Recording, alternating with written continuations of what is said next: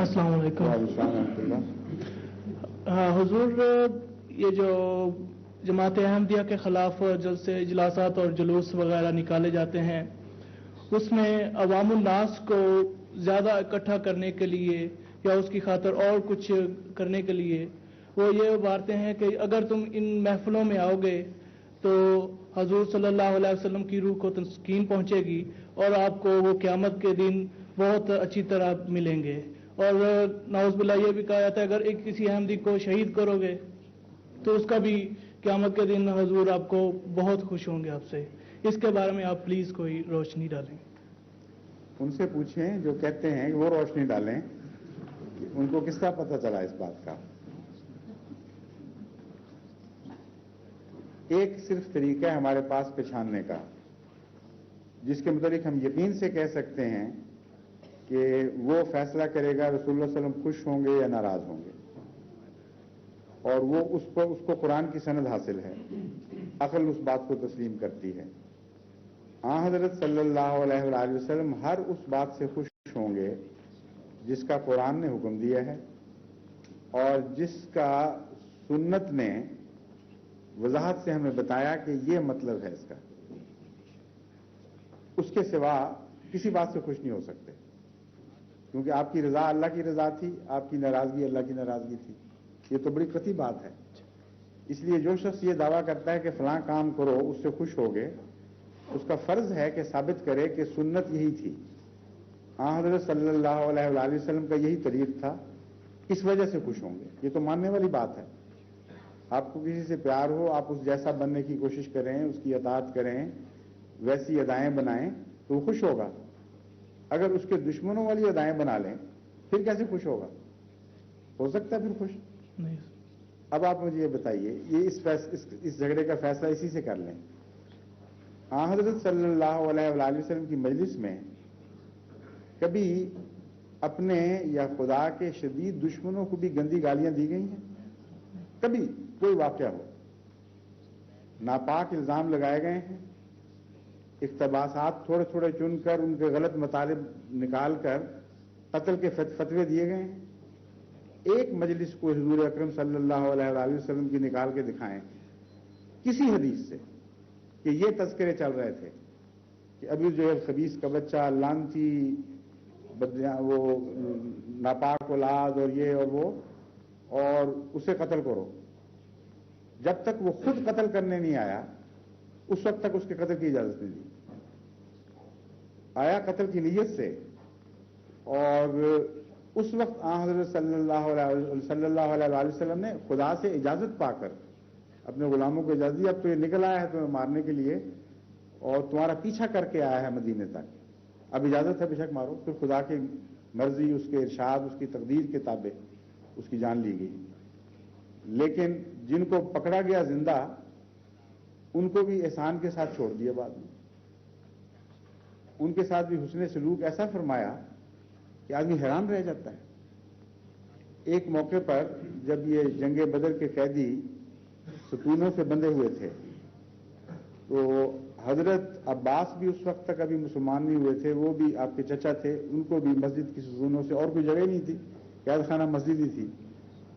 اب ضمناً یہ بھی پتہ چل جاتا ہے کہ مسجد میں آنے سے، ان کافروں اور مشرکوں کے آنے سے مسجد نبی ناپاک نہیں ہوئی. لیکن ان کی مسجدیں جو آج کل کے مولوی ہیں وہ احمدیوں کے جانے سے ناپاک ہو جاتی ہیں، بلکہ احمدی قتل کرنے کے لائق ہو جاتا ہے جو مسجد میں گھس جائے. محمد مصطفیٰ صلی اللہ علیہ وسلم کی مسجد سب سے بلند مسجد ہے، وہاں مشرک بندھے ہوئے ہیں اور ستونوں کے ساتھ وہاں وہی نمازیں ہو رہی ہیں، وہی عبادتیں ہو رہی ہیں، اور نہ ان کی عبادتیں خراب ہو رہی ہیں، نہ ان کا ذکر الہی گندا ہو رہا ہے. اور یہ ابھی بات مکمل نہیں ہوتی، آگے سنیے. محمد رسول اللہ صلی اللہ علیہ وسلم کا اسوہ، رات کو آپ کو کرانے کی آواز آئی. حضرت عباس کی دردناک آواز تھی، معلوم ہوتا بہت کس کے باندھ دیا تھا. اب بے چین ہو کے باہر نکلے اور کہا عباس کی کرانے کی آواز آ رہی ہے.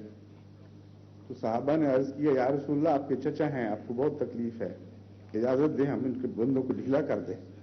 آپ نے فرمایا نہیں، سب کے بندوں کو ڈھیلا کرو، جتنے قیدی ہیں ان کو آرام دو تب مجھے آرام آئے. ان کو پتہ نہیں تھا محمد رسول اللہ صلی اللہ علیہ وسلم کا مقام، باوجود صحابہ ہونے کے یہ نہیں سمجھتے تھے کہ رشتے کا دکھ نہیں تھا، وہ تو سارے قیدیوں کی طرف نظر گئی تھی اور برداشت ہی نہیں کر سکتے تھے کہ ایک بھی قیدی دکھ میں ہو اور آپ آرام سے ہوں۔ اور تعلیم آپ کو کیا دی؟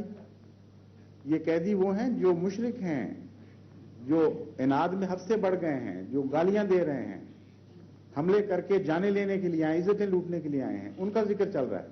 اور قرآن کیا فرماتا ہے؟ وَيُطْعِمُونَ الطَّعَامَ عَلَىٰ حُبِّهِ مِسْكِينًا وَيَتِيمًا وَأَسِيرًا، کہ یہ تو نفرتوں سے آتے ہیں تمہارے پاس تمہیں قتل کرنے کے لیے، اور محمد رسول اللہ صلی اللہ علیہ وسلم نے اپنے غلاموں کو اس شان کی تربیت دی ہے کہ وہ محبت کے نتیجے میں ان قیدیوں کو کھانا کھلا رہے ہوتے ہیں۔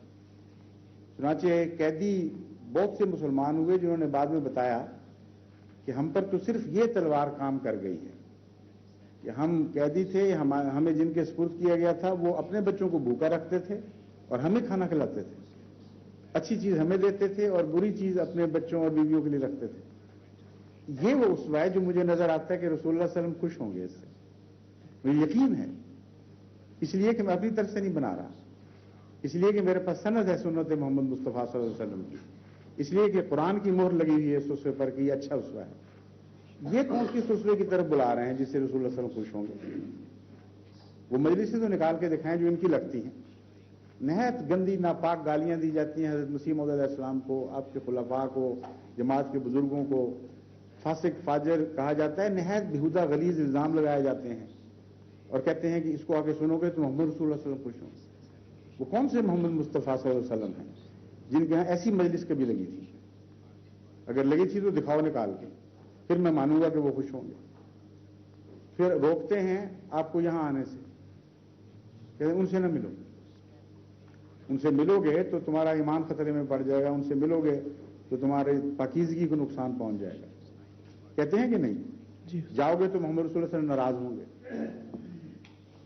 محمد رسول اکرم صلی اللہ علیہ وآلہ وسلم کا اپنا اسوہ کیا تھا؟